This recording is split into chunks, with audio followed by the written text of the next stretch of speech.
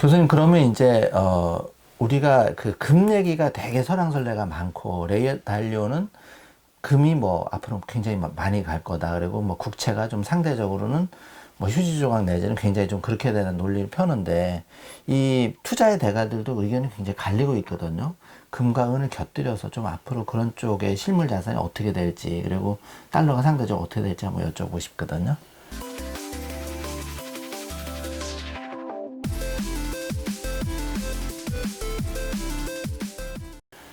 예, 우선 지금은 이제 시중에 이제 돈이 너무 많이 풀린 상태가 돼가지고요. 예. 앞으로 인플레이션은 어떤 의미에서는 필연적으로 다가옵니다. 네. 그러니까 여태까지는 월스트리트를 통해서 돈을 풀었기 때문에 예. 그게 자산 가격만 건드리고 예. 소비자 물가는 안 건드렸어요. 근데 지금 미국이 돈을 푸는 거는 월스트리트가 아니고 메인스트리트에서 돈을 풀기 때문에 네.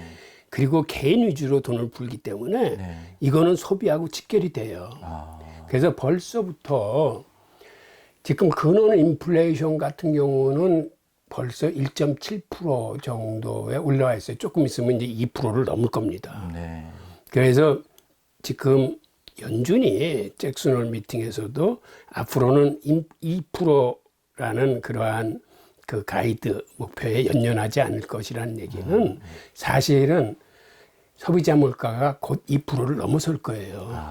그건 2%를 넘어서더라도 미국은 금리를 올리지 않겠다는 일종의 어떤 선제적인 그런 선포거든요. 예. 그런데 이렇게 이제 인플레이션이 발생할 경우에는 예. 사실은 재테크 분산 투자 차원에서 보면은 이 채권이나 현금은 이제는 큰 매력이 없어요. 가치가 좀 더 떨어지고. 예, 그거는 예. 갖고 그러니까 레이 달리오 같은 사람은 아주 이렇게 단언을 합니다. 현금은 쓰레기다. 예. 그러니까는 실질 그 금리를 커버를 못하는 거죠. 그렇죠. 예. 그리고 국채도 마찬가지예요. 이제는 금리 자체도 뭐 0.6%, 0.7%로 이제 예. 떨어진 데다가 이렇게 그 바닥에 붙어 있으면은 국채 가격은 올라갈 일보다는 떨어질 확률이 더 커요. 예. 그러니까 이거는 오히려 안전자산이 아니라 위험자산으로 분류돼 가지고 이미 큰 손들, 스마트머니들은 국채 시장 이 비중을 줄이기 시작합니다. 아, 발빠른 그 예, 스마트폰이죠. 예. 예. 그러니까 이런 차원에서 개인이 할 수 있는 그 분산 투자는 레이 달리오가 정확하게 짚어줬는데 국채는 일반 국채는 사지 말고 네. 그 물가 변동채라는 게 있어요. 예. 물가 연동 국채 뭐 이런 거. 네, 네. 물가 연동 국채를 사라는 거예요. 예, 예. 물가 연동 국채는 인플레이션이 불어나는 거에 비해서 원금이 불어나면서 그 이자도 그만큼 불어나서 줍니다. 그러니까 이게 인플레이션 해지가 되는 국채예요. 네. 그러니까 국채는 그 물가 연동제를 사고 그 다음에는 금을 사라는 거예요. 이 사람 얘기는 투자의 패턴이 10년 단위로 변하는데 네. 앞으로의 10년은 네. 그 분산 투자에다 금을 추가할 것을 강력히 권합니다. 예. 인플레이션 시대에 달러 가치가 하락하는 시대에 그걸 해지해 주는 게 금이에요. 예. 근데 또 금과 은의 관계는 네. 사실은 동행성을 가지고 있어서 같이 가는데 어떤 차이가 있냐면 은은 산업용 수요가 50%가 넘어요. 아, 산업용 수. 네, 그러다 보니까 네. 경기가 나빠진다고 생각할 적에는 은 가격이 금 가격보다 훨씬 빠른 속도로 떨어집니다. 아. 그런데 경기가 회복됐다 그러면 네. 이번에는 반대로 은 가격이 올라가는 속도가 금 가격보다 훨씬 빨리 올라가요. 아, 그러면 지금은 이제 상대적으로 달러나 이런 그 현금 자산이 가치가 떨어지니까 금을 좀 더 관심을 가져야 되고, 그 다음에 코로나에 만약에 경기가 회복된다면 은의 수요가 좀 늘어날 거다. 네, 이렇게 맞습니다. 보시는 건가요? 예. 우선 은에 대해서 조금 더 설명을 드리면 예. 이게 실증적으로 그 증명된 게 2008년도 글로벌 금융위기예요. 아, 2008년. 네. 네. 그때 글로벌 금융위기가 터지기 전에는 금과 은의 교환 비율이 한 1대 50 정도 했습니다. 예. 즉, 금 1kg하고 은 50kg하고 예.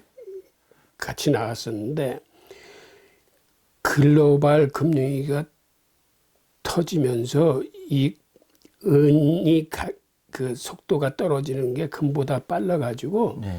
이게 한 1대 87 정도로 벌어져요. 한 석 달 사이에. 네.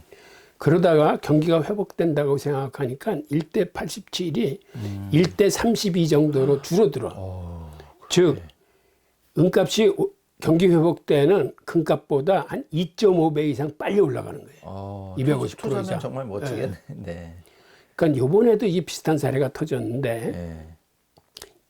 유럽과 미국에서 코로나 재확산이 나오면서 금값하고 은값이 같이 폭락을 했는데 은이 폭락한 그 속도나 그게 훨씬 커요. 이렇게 더 벌어지는 네, 예. 더 빨리 떨어질 적에는. 예.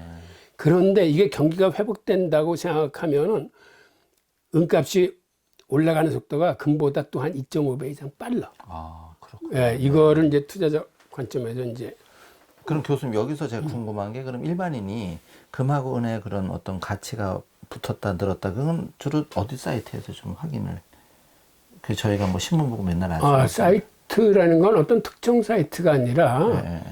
이런 유튜브 같은 데서 이제 경기를 진단하시거나 이런 전문가분들이 지금은 경기가 살아나고 있다, 경제가 회복 국면이다라고 판단하시는 걸 들으면서 이건 투자자분들이 개인적으로 판단하시는 분이 없죠. 아니면 뭐 블룸버그를 보거나 뭐 아니 우선 가장 중요한 거는 예.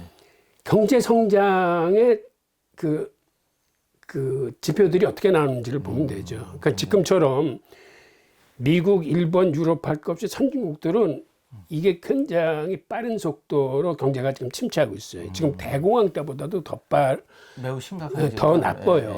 예. 그러니까 이 상황은 경제가 지금 추락하는 단계로 있는 거고 이게 나중에 반전을 해야지. 아마 코로나가 어느 정도 해소되면은 내년에는 이게 상승으로 반전을 할 겁니다. 네. 그러면 그때는 은값이 금값보다 훨씬 빠른 속도로 올라가는 거죠.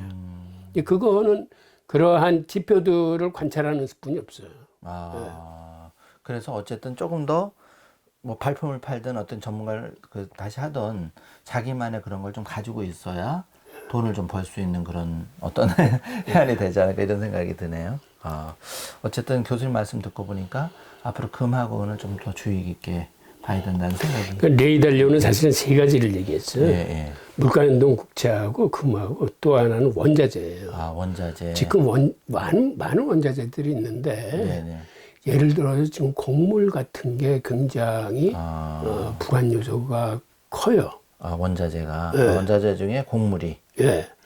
그래서 이제 그런 것들이 이제 가격이 급등할 요소가 있는 거거든요. 그러니까는 현금이나 국채를 갖고 있는 것보다는 이런 원자재나 금이나 물가연동 국채로 그 포트폴리오를 이렇게 나눠놔라 하는 그 얘기를 일반 투자자들이 좀 귀담아 들을 필요가 있죠. 그럼 원자재 중에 곡물이 좀 불안해진 요인은 뭐 기후 때문에 그런가요? 아니면 어떤 요소 때문에? 이게 코로나 요소도 큰 것 같아요. 그러니까 옛날처럼 이제 사람들이 모여서 이렇게 뭐 농사를 짓다거나 하여튼 뭐 이런 과정에서 그 시스템이 옛날처럼 돌아가지가 않는 것 같아요. 그래서 한 번 이렇게 타격을 받으면 또 농사는 1년 기다려야 뭐 여러모로 있으니까 조금 그런 수급의 문제가 있어요. 결국 자기가 관심 있는 거를 공부하는 수뿐이 없어요. 제가 자세히는 모르겠어요. 네. 근데 그쪽으로 얘기하는 걸 봐서 뭐 그쪽에 어떤 투자 그 메리트가 있는 것 같아요. 그러니까 이거는 각자 공부해서 자기가 찾아내는 것이죠. 예.